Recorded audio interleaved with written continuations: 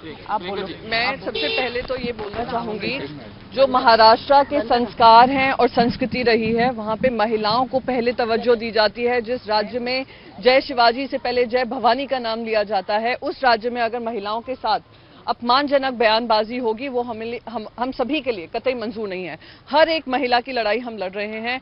सुप्रिया सुले जी हों, वो पत्रकार हों, जो इतना मेहनत करके एक सवाल पूछती हैं, उनसे कह दिया जाता है कि तुम भारत माता को विधवा दिखा रही हो।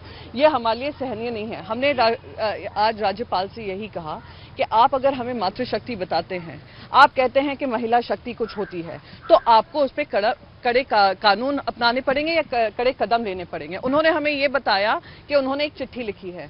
हम कहेंगे कि वो चिट्ठी हर महिला के सामने आनी चाहिए, क्योंकि हर महिला अपने आप को सशक्त महसूस करेगी जब उनको लगेगा कि महिलाओं की लड़ाई हमारे राज्यपाल भी लड़ रहे हैं, और उन लोगों पे कार्रवाई की जाए जो महिलाओं के खिलाफ सोच रखते हैं, महिलाओं के खिलाफ अभद्र टिप्पणी करते हैं।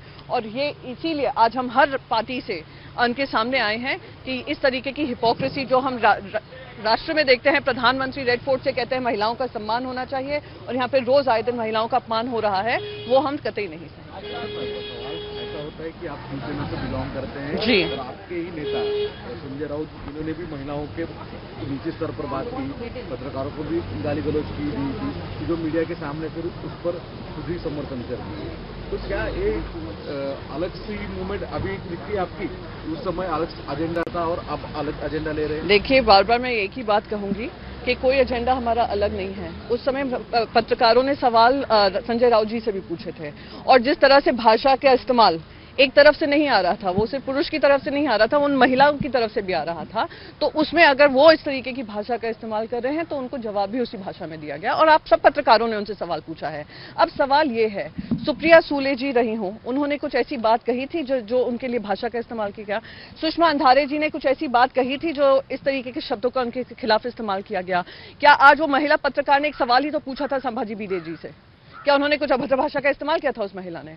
और उनके साथ इस तरीके की टिप्पणी करना वो बेहद ही निंदनीय है। मैं तो कहूंगी आपको अपनी महिला पत्रकारों के साथ खड़ा होना चाहिए, रोज आपके साथ लड़ाई लड़ती हैं, और अगर उनके सवालों पे इस तरीके के जवाब आता है तो आप सबको उस लड़ाई में शामिल होना चाहिए। मैं तो उम्मीद करी थी आप इस तरफ रहकर हमसे सवाल पूछेंगे। जितेंद्र आव्हाड के खिलाफ जिस तरीके की माना चर्चा हो रही है और उनके ऊपर जो केस दर्ज किया गया है, क्या लगता है आपको कि इस तरीके की जो सच्चाई उसमें छुपाई जा रही है? इसका बहुत इंपॉर्टेंट बयान जो आज हमने राज्यपाल के सामने रखा था, विद्या जी ने रखा है। विद्या जी भी आपको इसके बारे में बताएंगी कि जिस तरीके से होम मिनिस्ट्री का इस्तेमाल किया जा रहा है, होम मिनिस्ट्री लोगों को, ऑपोजिशन लीडर्स को टारगेट कर रही है। जितेंद्र आव्हाड जी एक वोकल ओपोनेंट रहे हैं, उन्होंने सत्य की लड़ाई लड़ी है, उनके ऊपर इस तरीके का आपत्तिजनक वो कोर्ट केसेस लग रहे हैं, वो बहुत ही निंदनीय है, और विद्या जी उसके बारे में आपको और बताएंगे। एबीपी माझा, उघडा डोळे बघा नीट।